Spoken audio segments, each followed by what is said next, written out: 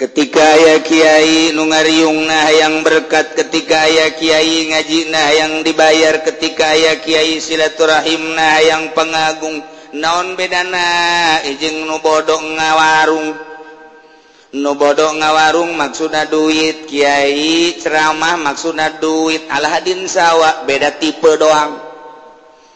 Nu bodoh mah bisnis sayang boga duit, ai Kiai mah ngariung hayang boga duit. Akur bae maksudna ngariung jeung bisnis tujuanna duit-duit keneh. Geus teu bisa dibedakeun si Kiai jeung si bodoh. Dina maksudna ai duit-duit keneh mah eta ilmu ngan sakadar jadi hiasan doang. Nu mantak ilmu teu bisa ngasupkeun ka sorga lantaran kadang ilmu jadi hijab. Ketika ilmu dimaksud dunia jadi mui maksud dunia, mui tinggal mui pinter tinggal pinter. Naon bedana jeung si Edi anu dagang toge? Naon bedana jeung si Udin anu dagang jengkol? Si Udin dagang jengkol maksudna duit, si Soleh jadi mui maksudna duit. Atuh hebat sarua pada duit doang, nu ngabedakeun dalil. Kiai mah bisa ngadalil, si Udin mah teu lantaran bodoh, dalil tinggal dalil di akhirat mah lantaran tujuanna sama-sama dunia, bareng bakalna berjamaah di neraka jahanam. Allahumma sholli ala sayyidina Muhammad wa ala ali sayyidina Muhammad. Mantap Ki Abdul Halim mah baheula. Ki Abdul Halim mah neuk kabeat jelema teh aya 5 ngajajar deuk asup tarekat. Ieu diterima, ieu henteu. Geus nyahoeun cenah. Kajeun teuing ieu mah henteu mondok, ieu henteu mondok. Mondok kan biasa doang teu boga santri, ieu mah ustad biasa bae, ieu mah boga santri. Kajeuleuan ku Ki Abdul Halim mah. Ieu hiji terima, ieu mah teu tilu. Enggeus bae Ki Abdul Halim mah tegas. Nu ngotot pan Kiai mah nya abdi bareng ka di ulamanya mah nya geus urusan bae santri sia ka ditu. Sia mah bukan santri hayang meuli Fortuner dia mah, kos Kipudoli bae sia mah. Tungtu make Kipudoli bae tah. Lampiasanana. Padahal masih ge sarua. Aduh. Ese deuk norekat. Eureun dagang. Ai kebergantungan ka dagang mah. Eureun jadi PNS, ai bergantung ka PNS mah. Eureun jadi guruna, ai bergantung kana kaguruan mah. Eureun nyaina, ai bergantung kana ka kiaiana mah. Ieu teh deuk dibere ilmu mutiara supaya ngagenyai awak urang teh. Boga ilmu amalkeun supaya timbul keyakinan. Hiji bae minallah ilallah titik. Abdi nyanggakeun beung teu-teukeun tigoro-gorokeun abdi teh ayeuna mah kumaha mama bae deuk dikukumahakeun ge. Balangkeun sia ku aing daek asal balangkeun jeung mama-mamana. Terus sia mah kitu. Abdi mah beneran ti luhur sausap rambut ti handap saibas dampal nyangakeun sadaya-daya ka mama panguruskeun abdi lantaran abdi can nyaho jalan ka Gusti. Iwati masrakeun sadaya-daya ka mama lantaran mama nu geus apal ka jalan ka Gusti sebab mama pernah dituduhkeun ku guru mama.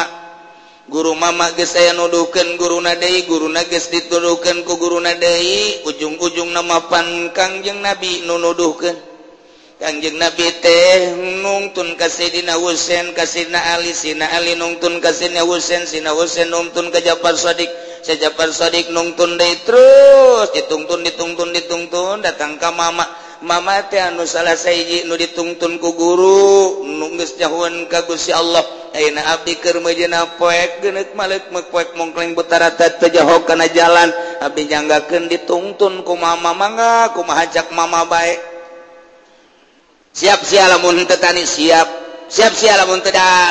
dagang siap. Eureun dagangna daek lain daek deui jasana jan dagang dia rugi bae. Sia bae daek rugi dagang guru.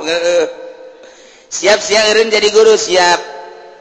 Siap pokona mah deuk kuku bage siap jasa abdi mah kumaha guru bae abdi mah deuk kumaha ge. Dahar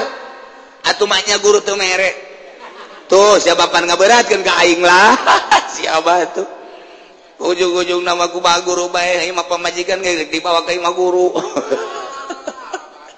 Aduh cak guru imah tsunami. Bager ge bager atuh bager tinggal bager. Ten abdi mah bebeneran dek ngagantungkeun diri ka Gusti Allah ngancan nyaho jalan abdi teh mama sek atuh aya kitu mah mangga puasanya kumaha mama bae oga tuh puasa ai guru ai mama ai murid tidak puasa ai guruna dahar teu waktuna suku-suku ngawuduk 2 piring berang saeutik dahar beneran tadi mah uduk do can dahar benteu mah berang makan siang encan ngopi teh manis rokok ngeleput bae aya deui berkat di dahar ku sorangan bae cek murid sial teh guru ai aing teu meunang dahar ai nya dahar bae suudzon ka guru kade sia ka aing nganggap dahar bae nya atuh lain nganggap jak kadeuleuh itu kadeuleuh mah nganggap ieu mah kadeuleuh mama aja sia suudzon ka aing balik sia ka ditu ulah kitu mama sia suudzon ka aing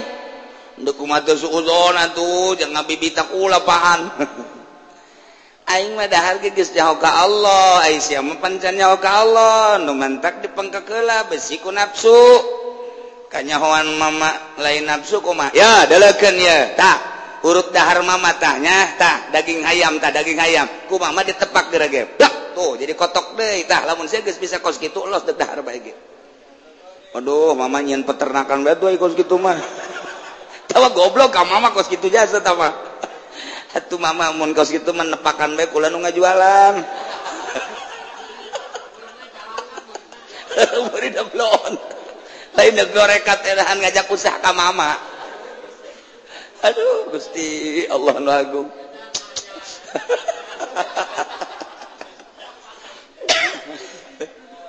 Masya Allah ku hari didik mulai ya mulai saya di beatnya mak artinya di beat ya ieu teh deuk ninggalkeun dunia di dunia keneh ninggalkeun dunia ulah aya ta'alluq bener ninggalkeun makhluk padahal ruang riung jeung makhluk tapi hate deuk ninggalkeun makhluk sebab hirup jeung makhluk riweuh mangga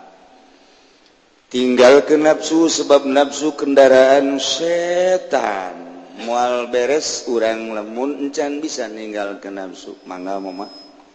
tinggalkeunlah setan sebab setan innasyaitana lakum atuwwum mubin mangga ditanya deka mana maneh deka Allah aya Allah aya di mana eta buku nu can nyaho abdi oh bener saha nu geus nyaho mama cak saha sia aing teu nyaho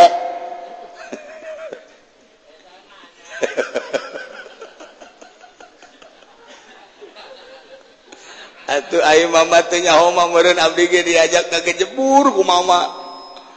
abdi yakin ka mama sebab mama pan geus dididik ku guru mama teh wali nyahoeun ka Allah sia yakin ka mama yakin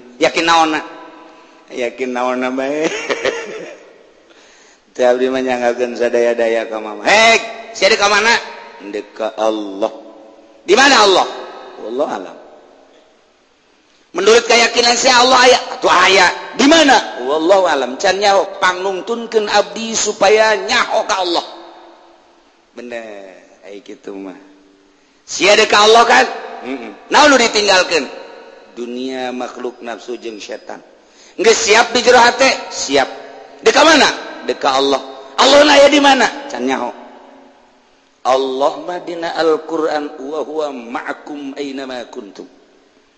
Allah bareng jeung anjeun deuk ka Allah aya di diri anjeun atuh abdi Allah keheul ngomong haju jadi Allah bae sia kakarek di beat teh jaheunya tuh deuk ka mana maneh deuk ka Allah Allah na aya di mana wa huwa ma'akum aina ma kuntum innallaha ma'ana aya di mana di diri urang maksud di diri urang teh kumaha can nyaho nah dituduhkeun ku Muhammad neangan Allah malain kudu ka gunung jaya di diri urang sebab cek Al-Qur'an wa huwa ma'akum aina ma kuntum ndeka Allah mah neangan lain kudu ka leuweung ja Allah mah dina Al-Qur'an wa huwa ma'akum aina ma kuntum aya di diri urang ndeka Allah mah lain kudu haju nyingkiran manusia lain haju kudu ka leuweung ka gunung ka kota ka mamana di diri urang Allah mah atuh kudu kumaha aji diri urang mentek disebut ngaji diri tinggal nu ngahalangan ka Allah nanaon sebab Allah nama aya di urang kajian apeng-apengan ka gunung bakal balik deui ka diri urang sebab wa huwa ma'akum aina ma kuntum apeng-apengan ka leuweung balik deui ka diri urang sebab wa huwa ma'akum aina ma kuntum kajian teuing kumaha ge puasa bae oge balik deui ka diri urang sebab wallahu ma wa huwa ma'akum aina ma kuntum kajian teuing dahar bae oge da balik nama ka diri urang keneh bae wa huwa ma'akum aina ma kuntum urusan-urusan puasa urusan dahar urusan hudang dipeting jeung teu hudangna eta mah urusan satu perjalanan ai endek didatangkeun mah ku Gusti Allah teu kudu hese sebab wa huwa ma'akum aina ma kuntum mohon mamaka harti mulayan yakinkeun Allah aya di diri urang wah terah jadi Siti Jenar ya aya belah mana tuh sama nanya deui bae belah mana tuh Gusti teh Allah teh ulah kudu ditanyakeun belah mana eta mah sebagai ayat wa huwa ma'akum aina ma kuntum artina maneh henteu ka Allah ninggalkeun dunia makhluk nafsu jeung setan nu diteangan Gusti Allah sementara Allah cek Al-Qur'an innallaha ma'ana wa huwa ma'akum aina ma kuntum balikna ka diri urang berarti aji diri naon nu mantak ngahalangan ka Gusti Allah sebab ihsan teh cek Kangjeng Nabi ge wa huwa ihsan mah ente ibadah anta budallah ka annaka tara wa illam takun kanahu yara ente ibadah asa neuleuh ka Allah mun teu bisa asa neuleuh ka Allah asa dideuleukeun ku Allah mun geus jadi urang asa neuleuh ka Allah Allah asa neuleukeun ka urang neuleuh ka Allah Allah neuleuh ka urang eta lah jadi ai kos kitu mah perasaan burunganan mama geus urang ka mama negara rasaan asa dideuleukeun usaha urang asa neuleukeun eta kan rarasaan nah supaya jadi rarasaan urang kos kitu kumaha maka dibeatlah ku guru ieu lah laksanakeun sapenting baca ku manehnya sholawat lah ku maca sholawat si mama kan salat ka Kangjeng Nabi nu boga kunci surga adalah Kangjeng Nabi nu pernah dibawa ke surga ku Gusti Allah adalah Kangjeng Nabi melalui Jibril anu kuari nyekelan kunci surga teh Kangjeng Nabi aing dipasrahkeun kunci surga ka Nabi aing maka sia mun teu loba maca sholawat ka Kangjeng Nabi moal pisah sia ka surga kajen ku kumaha ge lantaran nu boga kuncina adalah Kangjeng Nabi aing lobakeun heula atuh maca sholawat anu boga kunci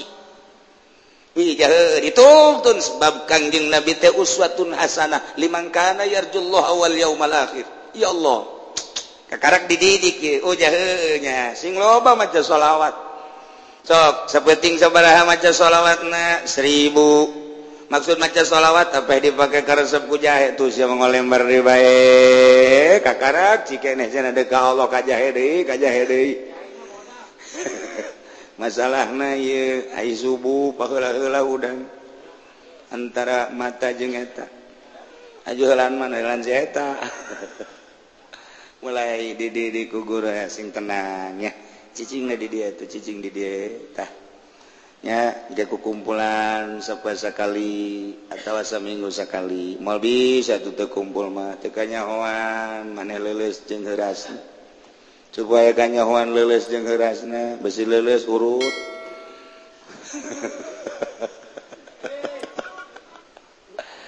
nah ieu tuturkeun nya tuturkeun lain sambarangan teu bisa sabulan teu bisa sataun Imam Ghazali 13 tahun Imam Syafi'i 3 tahun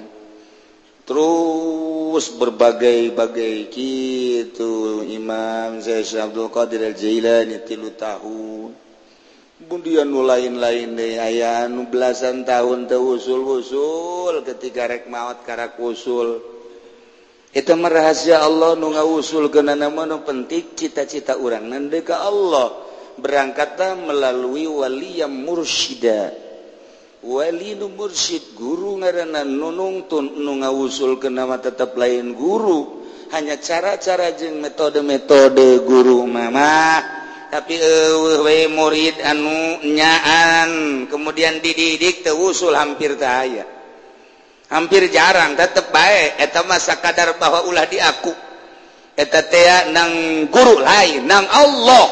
kajeun kumaha bodona ge jelema sakola ngitung bisa bae bodoh jasa masantren tetep bae ngaji amil mah ilam annal awamila finnahum bi'atu amilina bisa bae labjatun tarkib gusya labjatun dihareupeun guru bener 5 balik 7 balik deui bisa ka ditu nam sagoblok-goblokna ari dididik ku guru bisa bae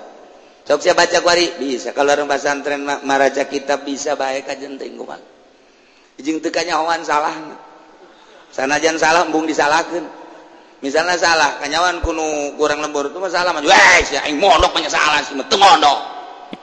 gagahnya na dihareupeun itu mondok mah datang maka imah emang aing salah ieu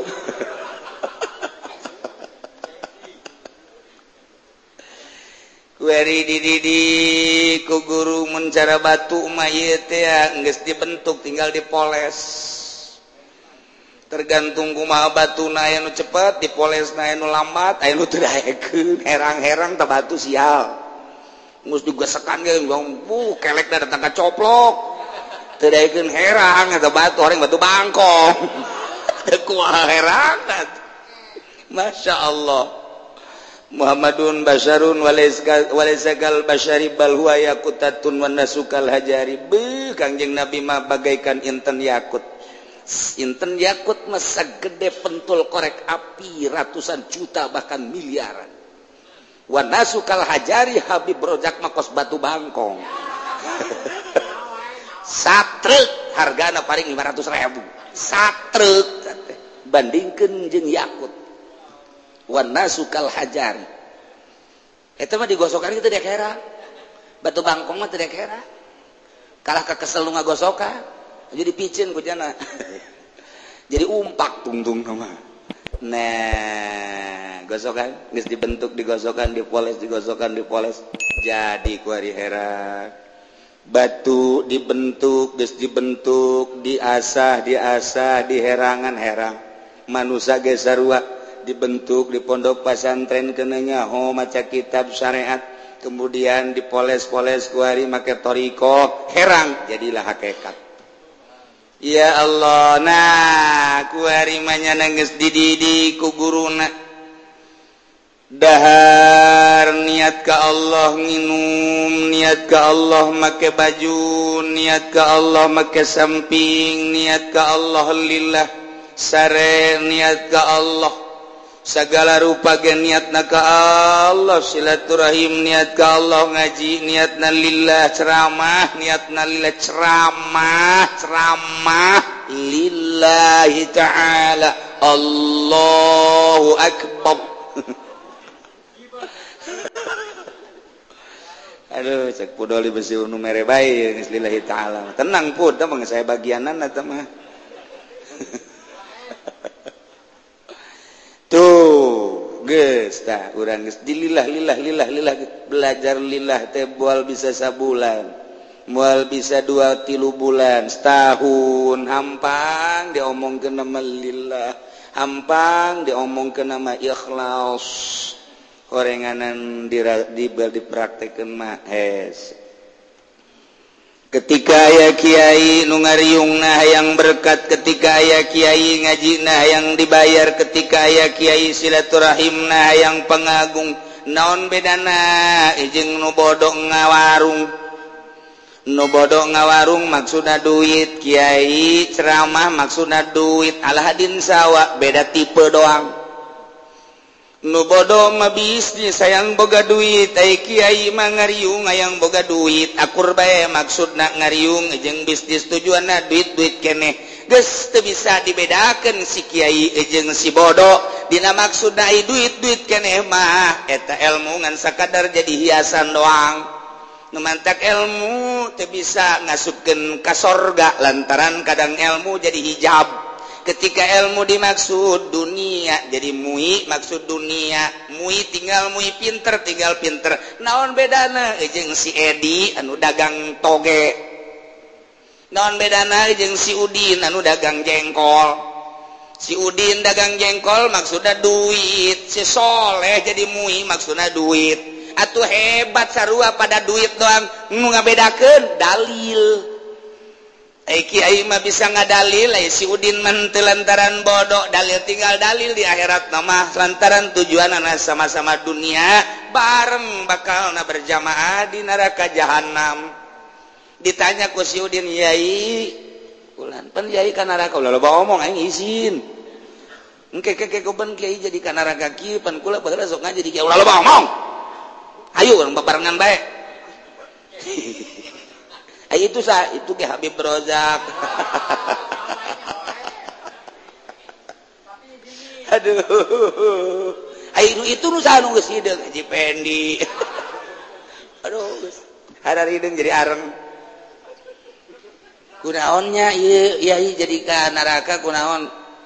Haji Pendi ngomong, "Haji, ente ka neraka tuh aing ngona maksudna emang dunia tiba lagi." Ayo dunia ge atupan meureun jabatur ge henteu kana neraka mah cilok ngajakat